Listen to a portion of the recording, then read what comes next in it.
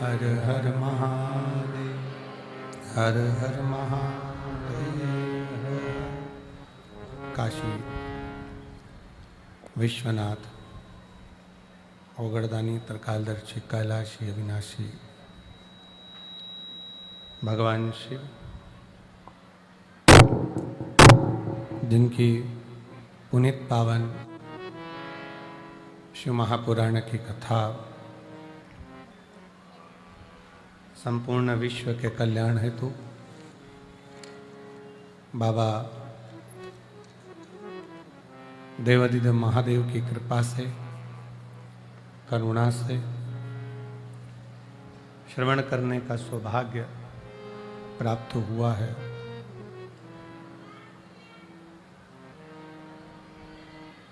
बाबा देवाधिदेव महादेव भगवान शिव,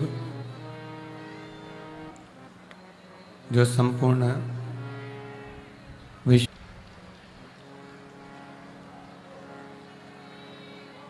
बाबा देवाधिदेव महादेव की कृपा, करुणा, उनकी उदारता से बठिंडा में पंजाब की ये पवित्र पावन भूमि, जहाँ भगवान शिव की पवित्र पावन कथा श्रवण करने का सौभाग्य प्राप्त हुआ है। बड़े भाग्यशाली हैं आप और हम सभी, जो ये भगवान शिव की पवित्र पावन कथा का रस तत्व ग्रहण करने का सौभाग्य प्राप्त हुआ है। कथा के मुख्य यजमान श्री अमरजीत सिंह मेहता जी, अध्यक्ष पंजाब क्रिकेट एसोसिएशन, श्रीमती बबीता मेहता जी, श्री पदमजीत सिंह मेहता जी, मेयर बठिंडा, सपना मेहता जी बठिंडा पंजाब से। एक बार यजमान परिवार के लिए जोरदार ताली बजाकर स्वागत, वंदन, अभिनंदन।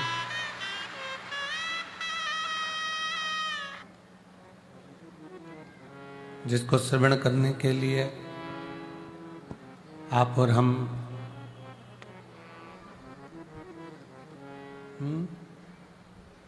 भगवान शिव की पवित्र पावन कथा का रसपान करने के लिए विराजमान है। और तेरी कृपा बिना नारी एक भी अणु लेते हैं सांस, तेरी कृपा से तनु तनु।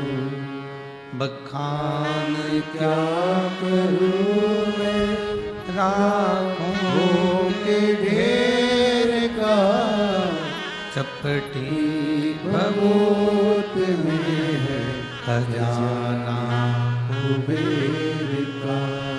हे गंगधार मुक्तिदार ओंकार तू, बोले ओंकार तू। आयो शरण तेरा शंभो तार तार तू।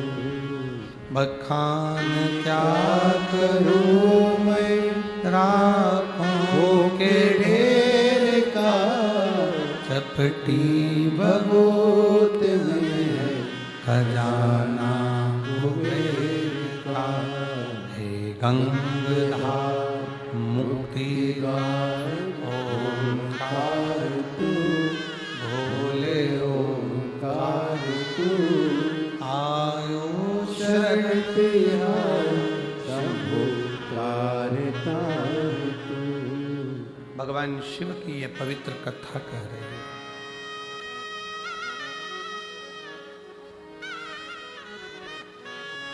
जिससे संपूर्ण विश्व में जन्म लेने वाला, चाहे वो मानव हो, पशु हो, पक्षी हो,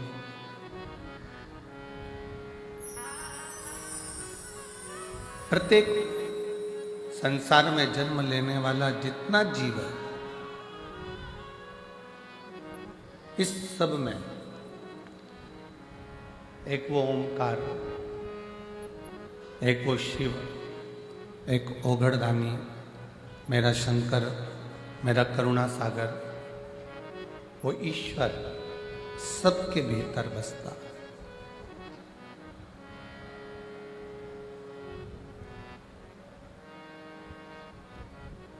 चाहे वो संसार में जन्म लेने वाला पशु हो, पक्षी हो, जलचर हो, थलचर हो, वायुचर हो, ऐसा कोई संसार में जन्म नहीं लिया जिसके अंदर मेरा शिव ना बसता, एक ओंकार ना बसता।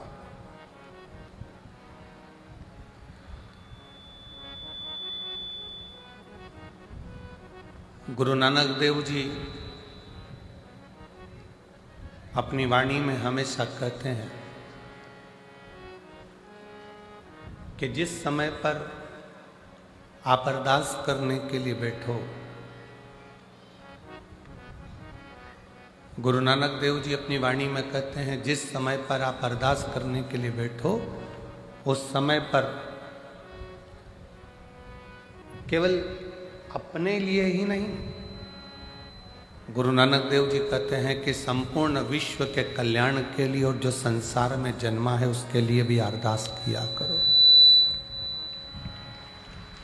उसके लिए भी अरदास करना चाहिए, उसके लिए भी प्रार्थना करना चाहिए, उसके लिए भी निवेदन करना चाहिए, उसके लिए भी भगवान से प्रार्थना करना चाहिए।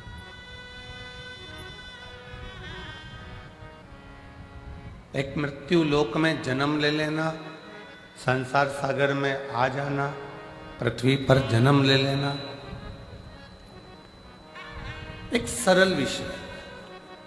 आपने कोई पूर्व का कोई पुण्य करा होगा, कोई सत्कर्म करा होगा, कोई अच्छा कर्म करा होगा, तो मृत्यु लोक में आपका जन्म आ गया।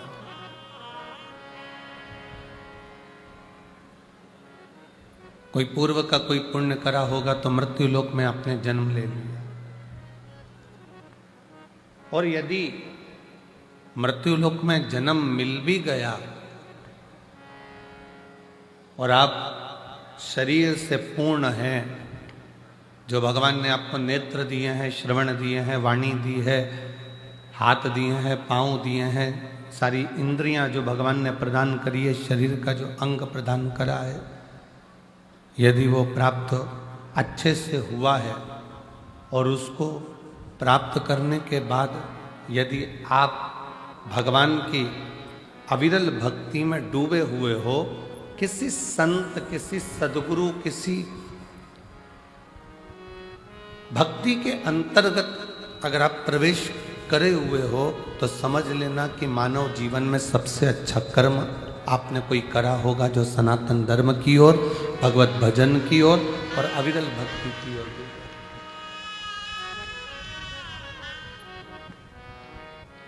वो कहते हैं ना कि कोई पिछले जन्म के अच्छे कर्म मुझे बाबा तेरा, कोई पिछले जन्म के अच्छे कर्म मुझे बाबा तेरा, जहाँ सारी दुनिया झुकती, जहाँ सारी दुनिया झुकती है, मुझे वो आली दरबार मिला, दरबार मिला। कोई पिछले जन्म के अच्छे कर्म मुझे बाबा तेरा, कहीं शिव की कृपा से, उनकी उदारता से, उनकी करुणा से, उनकी दया से ये मानव का शरीर प्राप्त होता।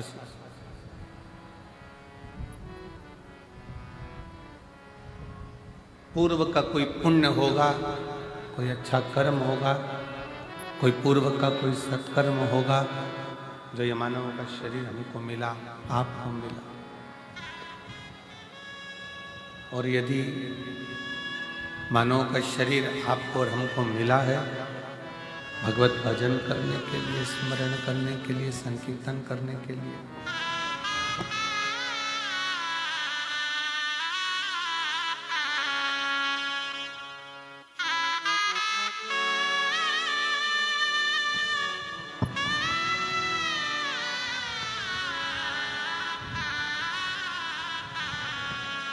कोई पूर्व का कर्म, पूर्व का कोई सत्कर्म आपके और हमारे जीवन को आनंदित कर।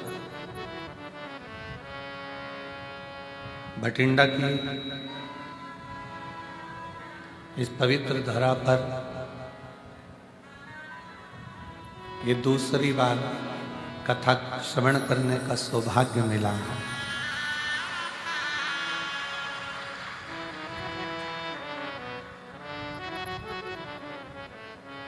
और बड़े सौभाग्यशाली हैं आप और हम सभी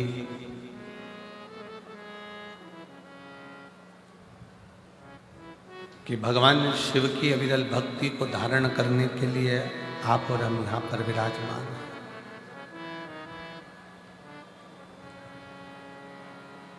बस एक ही निवेदन है कि दिल से, हृदय से जितनी देर कथा में बैठो, जितनी देर सत्संग में बैठो, जितनी देर भगवान की विरल भक्ति को धारण करने के लिए बैठो, उतनी देर अपना दिल भगवान की इस पवित्र कथा की ओर लगा कर। इंद्रियां थोड़ी चंचल है और इंद्रियों की चंचलता के कारण भगवान की भक्ति नहीं हो पाती।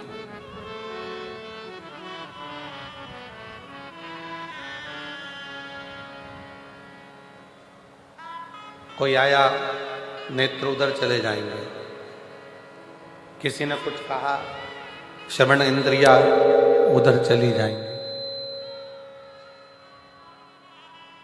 और इन 5 कर्मेंद्री, 5 ज्ञानेंद्री और 1 मन, ये 11 इंद्रियों में सर्वप्रथम चंचल है ये मन रूपी इंद्र।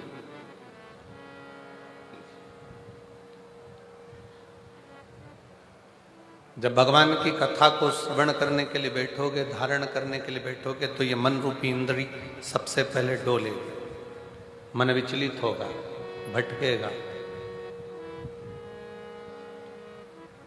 तब शिव कथा कहती है कि इस मन को केंद्रित कर कर शिव तक लेकर आना पड़ेगा।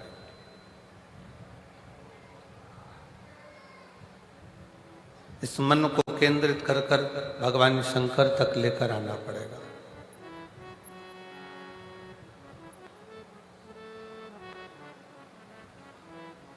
और जितना सहजता के साथ में, सरलता के साथ में और नम्रता के साथ में आप इस कथा के रस तत्व को ग्रहण करोगे। जैसे एक बहुत बड़ी बात संत कहते हैं कि जंगल में आग लगी है,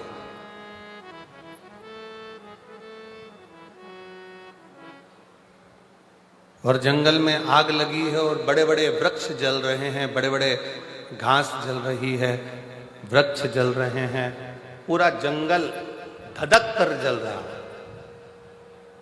पर जंगल में आग लगने पर वृक्ष जल रहे हैं, घास जल रही है, पर पूरा जंगल जलने के बाद जब देखा गया तो उसमें जो छोटी छोटी दुर्वा थी, छोटी छोटी जो घास थी, छोटी छोटी दूब थी, वो दुर्वा नहीं जली, वो बच गई।